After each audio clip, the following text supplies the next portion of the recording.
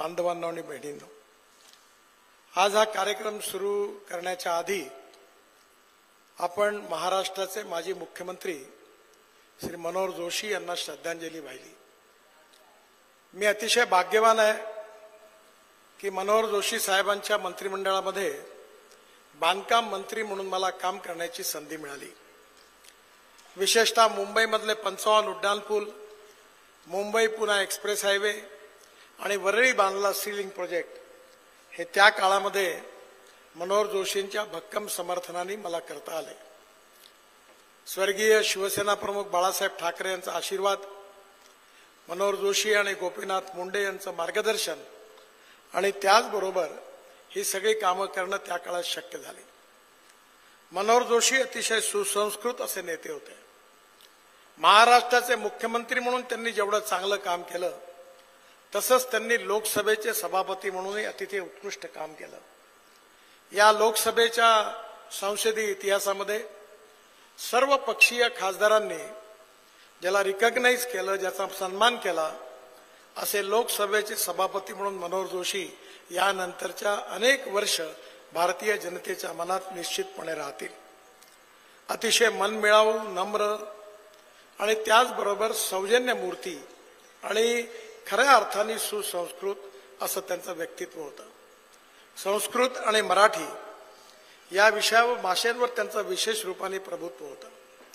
महाराष्ट्रामधल्या मराठी तरुणांना रोजगार मिळावा, त्यांना व्यवसायविमुख तांत्रिक शिक्षण मिळावं आणि आपल्या आयुष्यात त्यांनी नोकरी मागणारे नाही, नोकरी देणारे व्हावे या विचाराने त्यांनी सातत्याने मराठी तरुणांना उद्योजकतेच्या दृष्टीने त्यांचा विकास करण्याचा प्रयत्न केला। आज मनोहर जोशींचं निघून जाणं महाराष्ट्राच्या राजकारणातलं खूप मोठी हानी आहे। व्यक्तिगतरित्या माझ्यावर अतिशय प्रेम करणारं असं त्यांचं व्यक्तित्व होतं आणि म्हणून मलाही विशेष रूपाने त्याचं दुःख आहे। मी सर्वप्रथम मनोहर जोशींना श्रद्धांजली वाहतो आणि ईश्वराने त्यांच्या आत्म्याला शांती द्यावं ही ईश्वरचरणी प्रार्थना करतो। दुसरी अशीच गंभीर घटना आहे, दुःखद घटना आहे, ती म्हणजे आमचे वाशिमचे आमदार पाटणी। खरं म्हणजे अतिशय कर्तृत्वान आणि विशेषतः वाशिम जिल्ह्याच्या विकासाकरता तळमळीने काम करणारं त्यांचं व्यक्तित्व होतं। नुकतंच वाशिममध्ये बंद पडलेला साखर कारखाना हा मी चालवावा आणि त्या ठिकाणी साखर कारखाना सुरू करावा असा त्यांचा माझ्याकडे सातत्याने आग्रह होता। वाशिम हा ॲस्परंट डिस्ट्रिक्ट आहे। आपल्या महाराष्ट्रात जे 5-7 जिल्हे अतिशय मागासलेले आहे त्यामध्ये वाशिम जिल्हा आहे। या जिल्ह्यामध्ये सिंचनाच्या सुविधा प्राप्त व्हाव्या, या जिल्ह्यामध्ये औद्योगिक विकास व्हावा आणि या जिल्ह्यातला शेतकरी समृद्ध संपन्न व्हावा या पोटतिडकीने सातत्याने त्यांनी काम केलं। कॅन्सरने आजारी होते। मधल्या काळामध्ये मी जेव्हा वाशिमला गेलो तेव्हा त्यांच्या घरी गेलो, त्यांना भेटलो, त्यांच्याकडे जेवण केलं, पण असं वाटलं नाही की इतक्या लवकर ते आपल्यातून सोडून जातील। हे दोन्ही अतिशय जवळचे मनोहर जोशींसारखे ज्येष्ठ मार्गदर्शक आणि पाटणींसारखा माझा सहकारी, या दोघांचं निधन आजच आपल्याला त्या दोघांना श्रद्धांजली व्हायची वेळ येते आहे। हा अतिशय दुःखद आणि दुर्भाग्यपूर्ण प्रसंग आहे। मी पाटणींनाही पण माझ्या वतीने आणि आपल्या सगळ्यांच्या वतीने श्रद्धांजली अर्पित करतो आणि त्यांच्या आत्म्याला ईश्वराने शांती द्यावं अशी ईश्वरचरणी प्रार्थना करतो। माझ्या बांधवांनो आणि बहिणींनो, आज विशेष रूपाने मला अतिशय आनंद आहे की आज लातूरमध्ये आम्हाला आमचे जे आदरणीय शिवलिंग महाराज आहेत ज्यांच्याकरता याच ठिकाणी कार्यक्रम झाला होता, आणि नंतर देवेंद्रजी आणि मी त्यांच्याबरोबर बराच वेळ त्यांच्या रूममध्ये चर्चा केली। ते प्रखर राष्ट्रभक्त होते। आयुष्यातला काही काळ त्यांनी पंजाबमध्ये, पाकिस्तानमध्ये असणाऱ्या पंजाबच्या भागामध्ये राष्ट्रीय स्वयंसेवक संघाचे प्रचारक म्हणून व्यतीत केले। त्यांनी मला आठवणी सांगितल्या होत्या की विशेषतः त्या काळामध्ये परमपूज्य गोळवलकर गुरुजी यांच्यावर त्यांची खूप श्रद्धा होती। अतिशय निस्पृह, निस्वार्थी आणि समाज समर्पित त्यांचं जीवन होतं। 104 वर्ष आपल्या जीवनामध्ये समाजाच्या उत्थानाकरता, प्रगतीकरता, विकासाकरता तळमळीने काम करणारा एक द्रष्टा असं महाराजांचं वर्णन करता येईल. 104 वर्षाच्या याच्या वयोमानात त्यांचं निधन झालं. त्यांनी समाधी घेतली आणि आज त्या समाधीचं दर्शन घेण्याची मला संधी मिळाली. हे पण माझं परम भाग्य आहे. मी त्यांनाही पण हात जोडून अभिवादन करतो. आणि मगाशी तिथल्या कार्यक्रमात मी सांगितलं की थोर महात्मे होऊन गेले चरित्र त्यांचे पहा जरा, आपण त्यांच्या समान व्हावे हात सापडे बोध करा.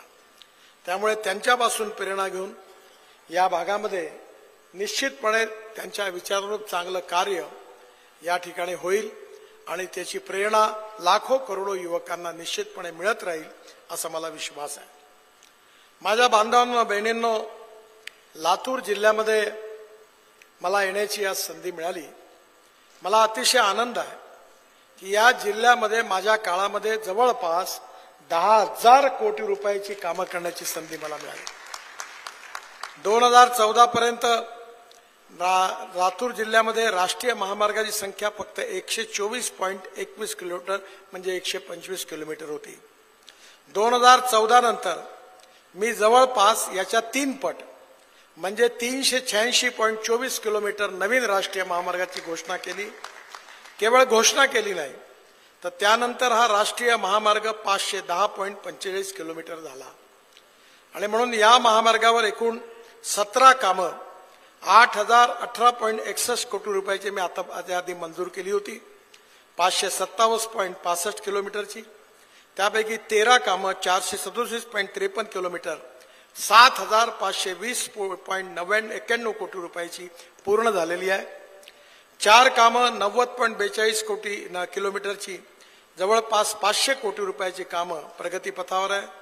आणि एवढंच नाही तर CRF मध्ये देखील मी जवळपास 22 कामं आणि 311.95 किलोमीटर स्टेट PWDच्या रस्त्यांवरची ही पण कामं याकरता मंजूर केलेली आहे. आणि ही सगळ्या कामाची किंमत देखील जवळपास 355 कोटी रुपये आहे.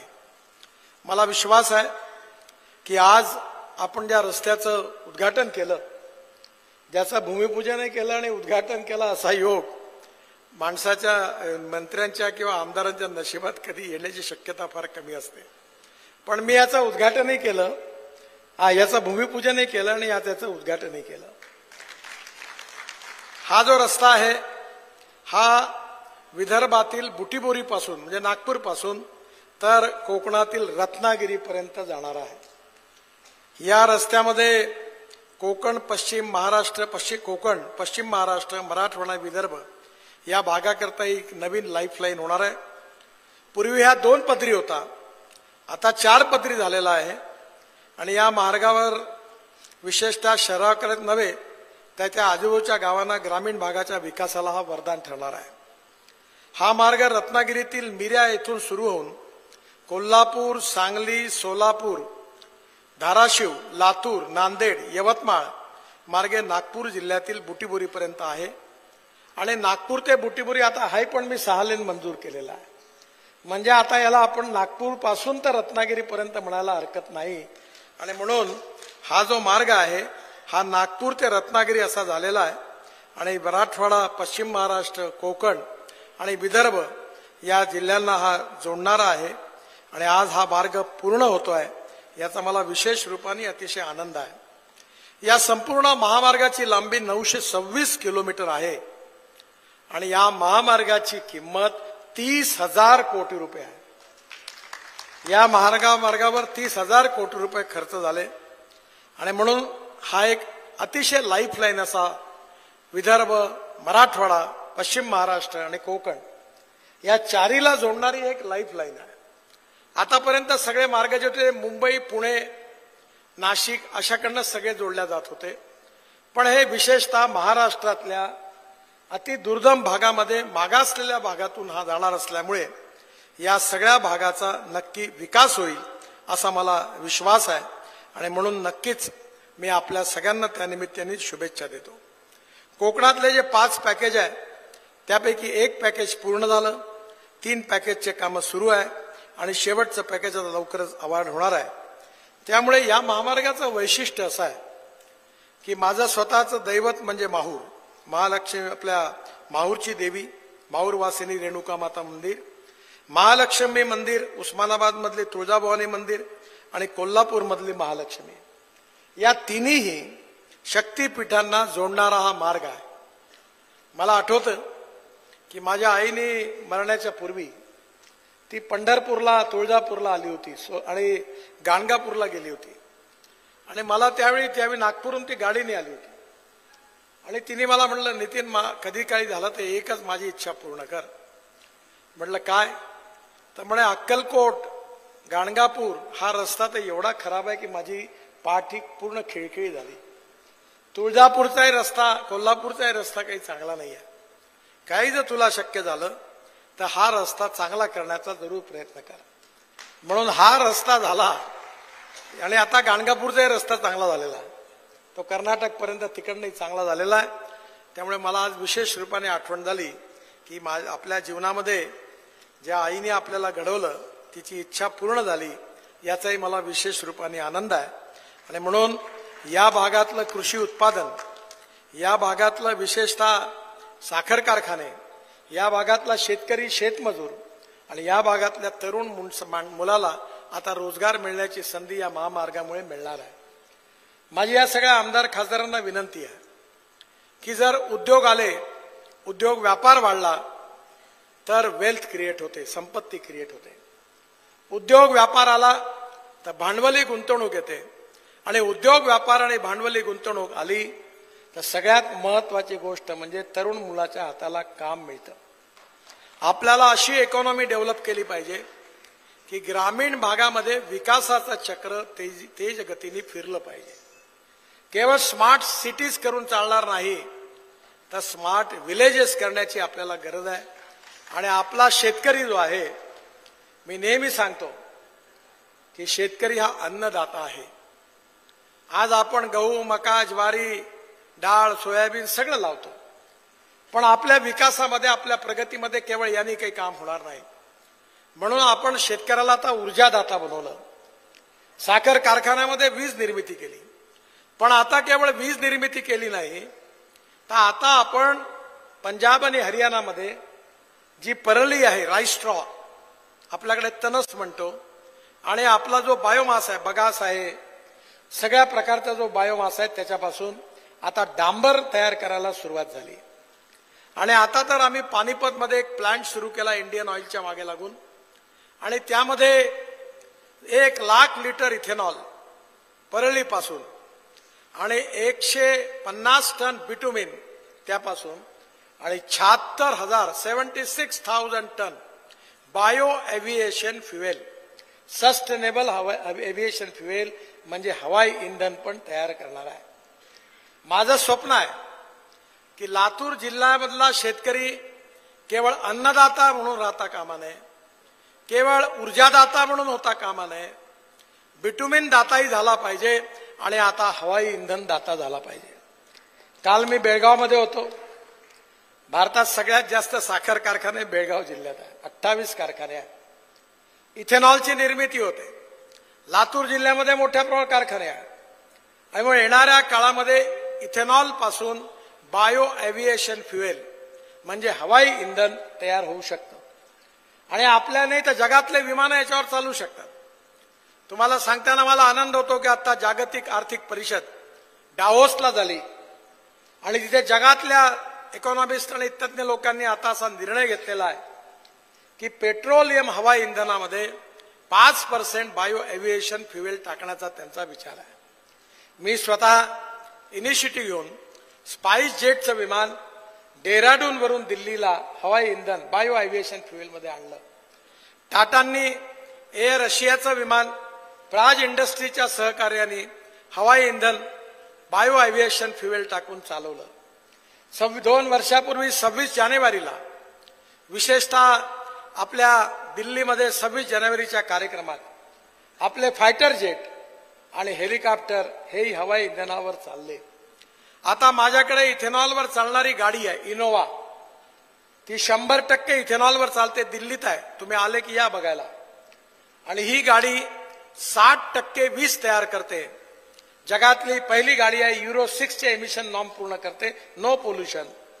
आणि ॲव्हरेजचा पेट्रोलच्या तुलनेत विचार केला तर 25 रुपये लिटर पेट्रोलचा भाव होईल, एवढी स्वस्त आहे. हिरो, टीव्हीएस, बजाज यांनी स्कूटर तयार केलाय, मोटरसायकल, ऑटो रिक्षा तयार केलाय. आता मारुती सुझुकी आपल्या गाड्या तयार करणार आहे. मी स्वतः इंडियन ऑइलच्या मागे लागून आता 400 इथेनॉलचे पंप इंडियन ऑइल देशात टाकणार आहे आणि शेतकऱ्यांनी तयार केलेलं इथेनॉल डायरेक्ट इथेनॉलच्या पंपावर जाईल आणि शेतकऱ्याचा तरुण मुलगाची जी स्कूटर आहे, मोटरसायकल आहे, ती इथेनॉलवर चालेल. आणि इथेनॉलवर चालली आणि त्यातून पैसा आला तर शेतकरी समृद्ध संपन्न झाल्याशिवाय राहणार नाही. आणि म्हणून या सगळ्यांना विनंती आहे की आता साखर कारखान्याच्या क्षेत्रात इथेनॉलचे पंप टाका. येणाऱ्या याच्यामध्ये इथेनॉलच्या गाड्या विकत घ्या. स्कूटर, ऑटो रिक्षा इथेनॉलवर चालवा. मी नेहमी आउट ऑफ बॉक्स बऱ्याच गोष्टी सांगतो. पहिले लोक माझ्यावर विश्वास ठेवायचे नाही, पत्रकारही ठेवायचे नाही. हे काय सांगतात, पण मी पत्रकारांना नेहमी सांगतो की माझे सगळे भाषण रेकॉर्ड करून घ्या, एक एक वाक्य लिहून घ्या. डंके की चोट पर बताता हूं, मैं जो कहूंगा वो पूरा होगा. आणि म्हणून तो दिवस आता दूर नाही आहे. शेतकरी हायड्रोजन तयार करणार. इलेक्ट्रिकच्या गाड्या मी आणल्या. 5 वर्षात सगळ्या बसेस इलेक्ट्रिकच्या, इलेक्ट्रिकची कार, इलेक्ट्रिकची स्कूटर, आता इलेक्ट्रिकची ट्रक येऊन राहिली आहे. डिझेलमध्ये कोळशापासून तयार झालेलं 15% मिथेनॉल आपण टाकतोय. येणाऱ्या काळामध्ये ग्रीन हायड्रोजन, पाण्यापासून हायड्रोजन, त्याची गाडी माझ्याकडे आहे, मर्सिडीज सारखी सुंदर आहे. आणि माझी इच्छा आहे की शेतकऱ्यांनी ग्रीन हायड्रोजन तयार करावं, शेतकऱ्यांनी इथेनॉल तयार करावं. शेतकऱ्यांनी त्याची सगळ्यात महत्वाची गोष्ट म्हणजे जर शेतकरी हा ऊर्जादाता झाला, अन्नदाता आहे, बिटुमिन दाता झाला, तर 30 लाख टन बिटुमिन तर मीच घ्यायला तयार आहे. त्यामुळे आता गहू, मका, ज्वारी, सोयाबीन लावून प्रश्न काही सुटू शकत नाही. थोडे बहुत तुमच्याकडे चांगलं आहे, सोयाबीनचं उत्पन्न बरं आहे. आता आमच्याकडच्या कार्यक्रमात माझ्या बायकोला पुरस्कार मिळाला. माझ्याकडे 11 क्विंटल एकरी सोयाबीन झाला आणि 85 टन एकरी ऊस झाला. मी विदर्भात 3 साखर कारखाने चालवतो. तुमच्या इतकं सोपी नाही आहे विदर्भात चालवणं. तुमची शाळा म्हणजे फर्स्ट क्लासमध्ये पास झालेल्या मुलांची शाळा आहे आणि पश्चिम महाराष्ट्र म्हणजे मेरिटमध्ये पास झालेल्या मुलांची शाळा आहे ऊसाची. आणि आमची शाळा म्हणजे 100 पैकी 25 पेक्षाही ज्यांना कमी गुण मिळाले त्या सगळ्या नापास विद्यार्थ्याची शाळा आहे. त्यामुळे आमच्याकडे खडकावर डोकं आपण नाही. 24 कारखान्यांनी दिवाळं पिटलं, पण मी चालवतोय कारखाना. माझी आपल्याला विनंती आहे की कारखानदारी यशस्वी करायची असेल तर जलसंवर्धनाचं काम करण्याची गरज आहे. मी आता वरतून पाहिलं, खरं म्हणजे मी आपल्या सगळ्यांना विनंती करणार आहे की आज जेव्हा मी वरतून बघितलं, पाण्याची टंचाई हीच लातूर जिल्ह्याची सगळ्यात मोठी समस्या आहे. आणि हे जर दूर करायचं असेल तर माझी तुम्हाला सगळ्यांना विनंती आहे की या ठिकाणी हा रस्ता बांधत असताना माझ्याकडे आता कुठे कुठे आम्ही काम केलं त्याची लिस्ट आहे की यामध्ये आम्ही विशेषतः अनेक ठिकाणी कुठे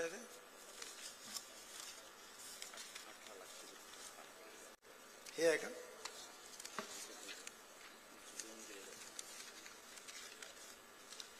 पाण्याच्या बाबतीमध्ये माझी तुम्हाला सगळ्यांना विनंती आहे की या संदर्भात सगळ्यात महत्वाचं काम जर काही असेल तर धावणाऱ्या पाण्याला चालायला लावा, चालणाऱ्या पाण्याला थांबायला लावा आणि थांबलेल्या पाण्याला जमिनीत प्यायला लावा. गावातलं पाणी गावात, घरातलं पाणी घरात आणि शेतातलं पाणी शेतात. मी NHIचं काम करत असताना पंजाबराव कृषी विद्यापीठात 36 तलाव बांधले, वेटरनरी युनिव्हर्सिटीमध्ये 9 तलाव बांधले, बुलढाणा अजिंठ्यामध्ये 15,000 धनगर समाजाचे लोक गाव सोडून जायचे उन्हाळ्यात. आता कोणी जात नाही. सगळ्या ठिकाणी जलसंवर्धनाची कामं केली. त्याचा परिणाम असा झाला की विहिरींना पाणी आलं. आणि माझ्या विहिरीवर आता 3 विहिरी आहे माझ्याकडे शेतात. मी पण माझ्या शेताजवळचा नाला खोल केला. 7.5 हॉर्स पॉवरचे 3 पंप आहेत. 60 एकर जमीन आहे माझ्याकडे, फुल इरिगेटेड आहे. आणि भारत सरकारच्या योजनेतून सोलर पंप घेतले, ड्रीप इरिगेशन टाकलं आणि आता शेती चांगली आहे, पाण्याची कमी नाही आहे. तुम्ही आता एवढा रस्ता बांधला, इतके दिवस मी ओरडून सांगतो पण आमदार खासदार काही जागेच होत नाही. तुम्ही कोणी इनिशिएटिव्ह नाही घेतला. जर तुम्ही इनिशिएटिव्ह घेतला असता तर देवेंद्रजींनी एक GR काढला की या ठिकाणी तलाव खोलीकरण, नदी खोलीकरण, नाले खोलीकरण, जे शेत तळे आहे त्याचं खोलीकरण, तलावाचं खोलीकरण मी फुकटात करून दिलं, फुकटात. आणि तो मुरुम काढून तो सगळा नॅशनल हायवे मध्ये वापरला. आम के आम गुठली के दाम. तुमच्या जिल्ह्यामध्ये नांदगाव तलाव, औला तलाव, सारोळा नदी, नंतर खोलीकरण त्याचं काम झालं. 22 ठिकाणी आम्ही काम केलं. औसा चाकूरमध्ये 9.20 लक्ष क्युबिक मीटरचं खोली पाणी स्टोरेज तयार केलं. चाकूर लेहामध्ये 9.12 लक्ष टन जवळपास केलं. म्हणजे 18.72 लाख टन क्युबिक मीटर आपण पाण्याचं स्टोरेज वाढवलं. माझी आपल्याला विनंती आहे की आपण जर ही सगळी कामं जर या ठिकाणी आपण जर केली जलसंवर्धनाची, तर मला निश्चितपणे विश्वास आहे की आपल्याला कुठल्याही प्रकारे पाण्याची टंचाई होणार नाही. मी आता हेलिकॉप्टरवरून बघितलं, नदी होती पूर्ण सुकलेली आहे. त्या नदीला जर 3-4 ठिकाणी बांध बांधून ठेवला असता, नाही काय तर नदीतलीच रेती काढून खताच्या बॅगमध्ये टाकून तो वनराई बांधारा बांधून जरी पाणी अडवलं असतं तरी तुमच्या भागात आजूबाजूच्या विहिरींना 24 तास पाणी मिळालं असतं. माझी लातूरच्या जनतेला, आमदार खासदारांना आणि सगळ्या नेत्यांना विनंती आहे की पहिली प्रायोरिटी पाण्याला द्या. जर तुमच्या जिल्ह्यात पाणी आलं आणि विहिरी 24 तास चालल्या तर तुमच्या जिल्ह्याचं प्रगती आणि विकास कोणी रोखू शकत नाही आणि शेतकरी एवढा समृद्ध संपन्न बनेल की तुम्हाला कोणाजवळ जाण्याची गरज पडणार नाही. माझी विनंती आहे की या जलसंवर्धनाच्या कामाकडे आपण विशेष रूपाने लक्ष द्यावं. अजून एक चांगली गोष्ट आहे ती म्हणजे विशेषतः तुम्ही मला लातूर ते टेंभुर्णी या रस्त्याचं सांगितलं, मलाही लाज वाटते. हा रस्ता खराब आहे आणि याच्यामध्ये कोणीतरी येऊन घाण करून जाते. तसं ते जुन्या काळामध्ये जुने रस्ते केले, त्याचा डिफेक्ट लायबिलिटी पिरियडची अडचणी आली होती. पण आता हा पूर्ण रस्ता मी 4 लेन करण्याबद्दलची लँड एक्विजिशन सगळे क्लिअर करून ही फाईल दिल्लीला पोहोचलेली आहे. मी या कामाला मंजुरी करीन आणि लवकरात लवकर हे काम सुरू करण्याचा प्रयत्न करीन. विशेषतः मला विश्वास आहे की या जिल्ह्यामध्ये अजून एक महत्वाची गोष्ट आहे. केंद्रीय निधीमध्ये पण मी पुष्कळ कामं मंजूर केली. विशेषतः आचार्य शिवलिंग शिवाचार्य महाराज या समाधीस्थानी या ठिकाणी NHच्या बाजूला त्यांनी मागणी केली की 500 मीटर लांबीचा एक सर्व्हिस रोड मंजूर करायचा. तो मी मंजूर करतोय.